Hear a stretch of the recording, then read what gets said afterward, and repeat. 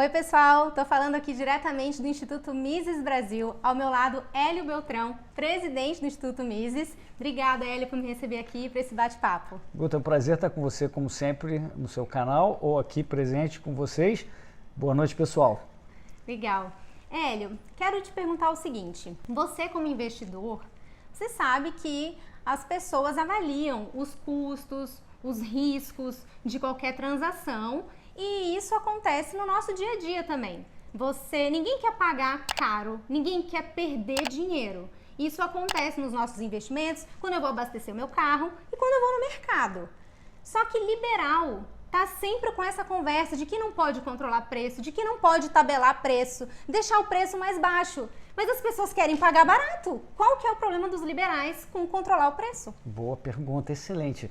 Quem é da minha idade viveu uma época, Guta, em 1986, longínquo 1986, onde o governo teve a brilhante ideia de falar o seguinte: a inflação está muito alta, sobem os preços todos os dias.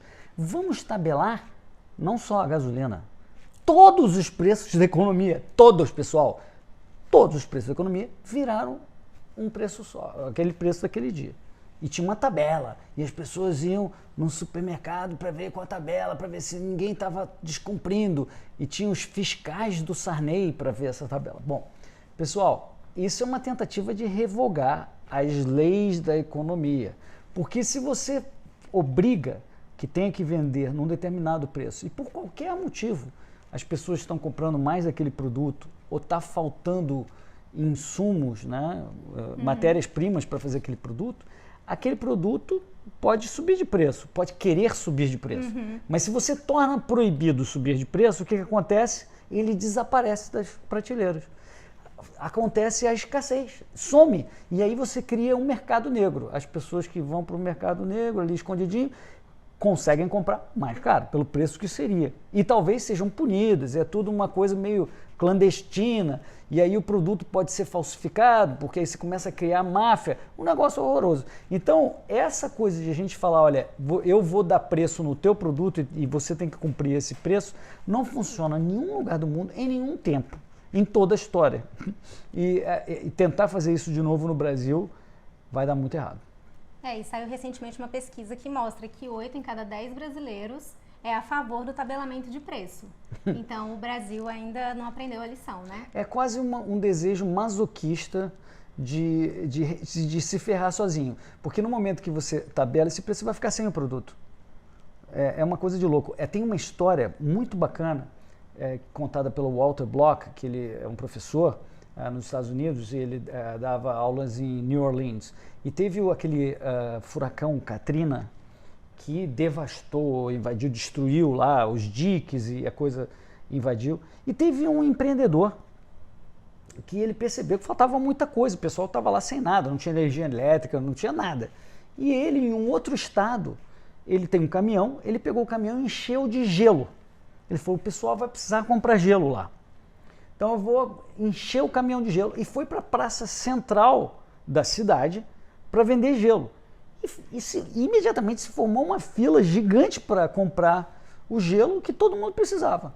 Mas de repente alguém denunciou aquilo como se fosse preço abusivo, porque se normalmente você comprava um saco de gelo por $3 e estava, sei lá, 8, 10 dólares, não sei o preço.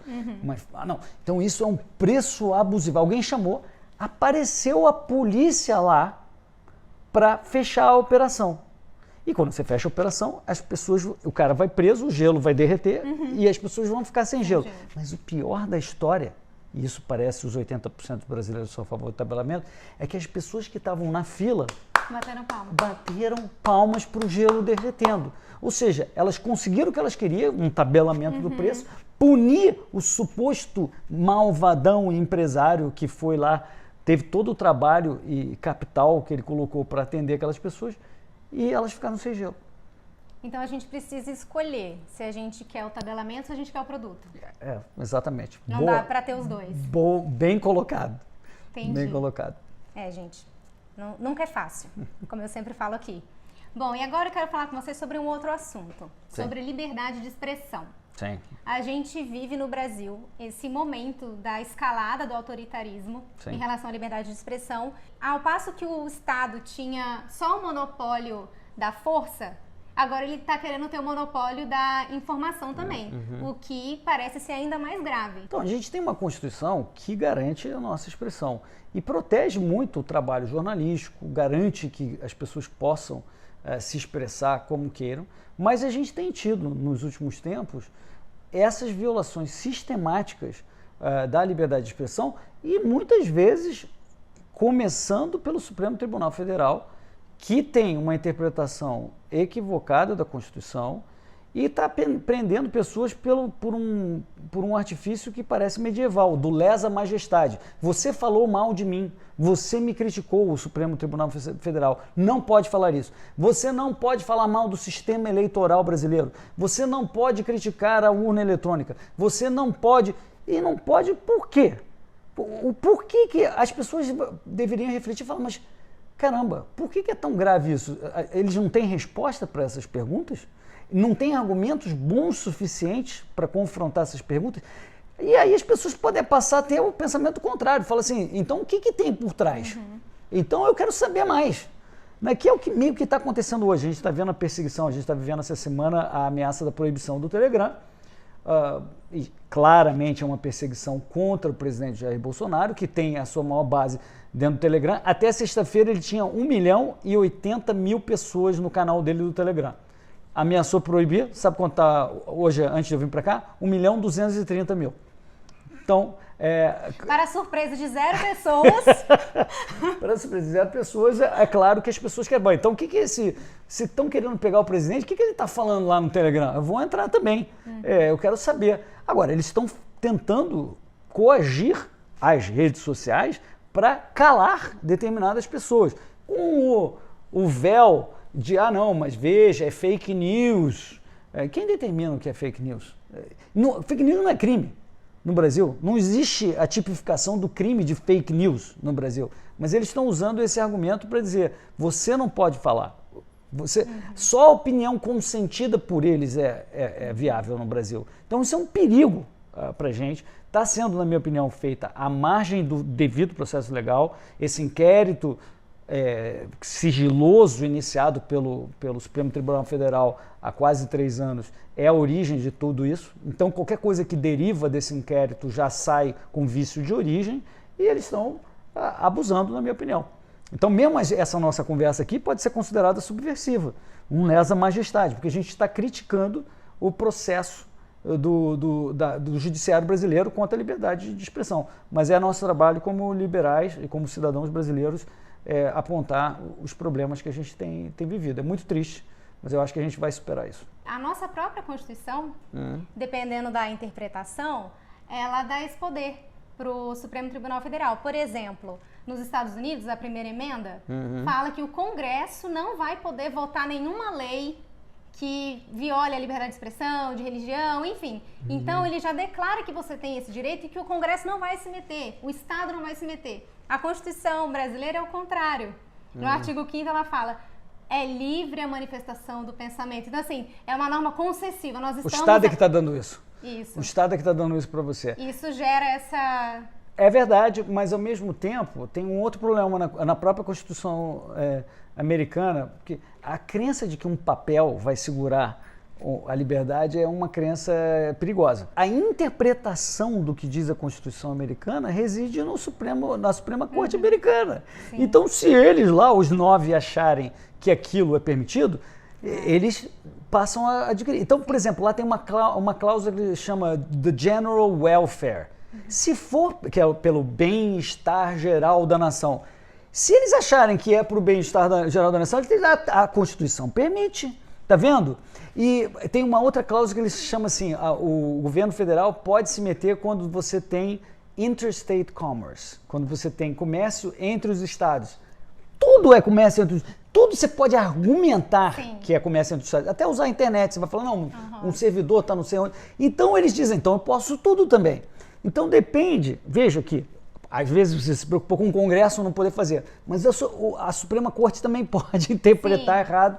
E eu acho, entre nós, que os Founding Fathers devem estar se tremendo, se debatendo, vendo a interpretação que a Suprema Corte tem dado à Constituição que eles fizeram, que é genial. Mas um papel não segura a liberdade, é a eterna vigilância que segura a liberdade. Nós estamos aí em ano eleitoral aqui no Brasil e a gente já vê a movimentação em muitos governos estaduais e também no próprio Congresso Nacional a questão de aumento salarial, reajuste salarial.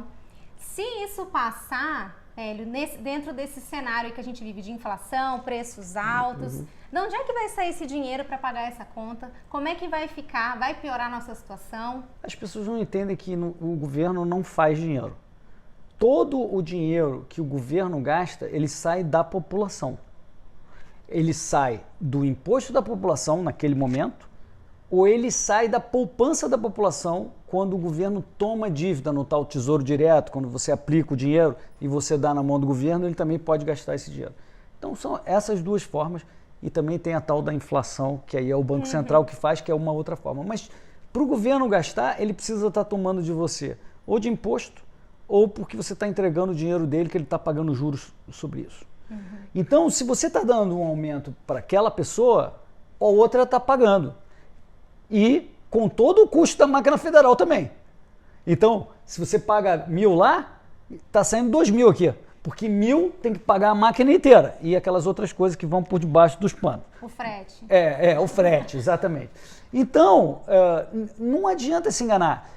Aí a pessoa fala, mas então eu quero só para mim, porque aí o outro paga. Tudo bem, é o que o Bastiat dizia. O governo, o Estado é a grande ficção pelo qual todos tentam viver às custas de todos os demais. Esse é o jogo que a gente faz no Brasil, o jogo do rouba-montinho. Né? Todo mundo tentando roubar um montinho do outro. Me dá um privilégio aqui, porque aí o outro vai pagar. Mas, no fundo, todos nós estamos pagando ao mesmo tempo.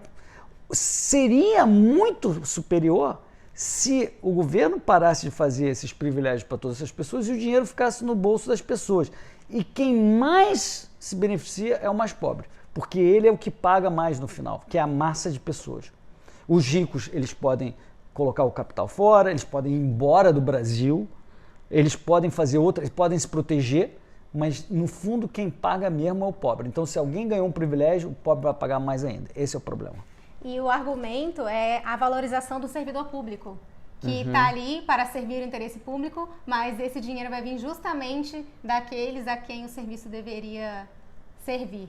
Pois o argumento de que valoriza o servidor público passa a ser um argumento no vácuo, como se fosse um argumento de justiça. Mas existe uma realidade que se chama matemática orçamentária. E 80%, Guta, do que o governo gasta vem de duas contas. Salário de funcionário público, 80%. E aposentadoria de funcionário público e do INSS. 85%, e está crescendo. Todo o resto, saúde, educação, investimentos em obras e tal, essas coisas que você conhece, tem que sair dos outros 15%. Como a população está ficando mais velha a cada ano e os gastos previdenciários estão aumentando, o espaço para as outras coisas está diminuindo. Então você fala que bonito, é muito justo você fazer isso, tá bom, vai sobrar menos para coisas que são muito mais importantes. Então, é o custo de você não querer pensar as consequências daquilo que você está defendendo. Como se o dinheiro nascesse na grama do Planalto Central. E aí o governo pode gastar. Não, sai de você. Exatamente. É essa consciência que falta para o brasileiro, né? É educação. Educação. E a gente está aqui para contribuir. Exato. Hélio, obrigada, viu, por esse bate-papo, foi muito legal. Obrigada por me receber aqui no Instituto Mises. Sempre um prazer, Guta. Venha sempre. Legal. Tchau, pessoal.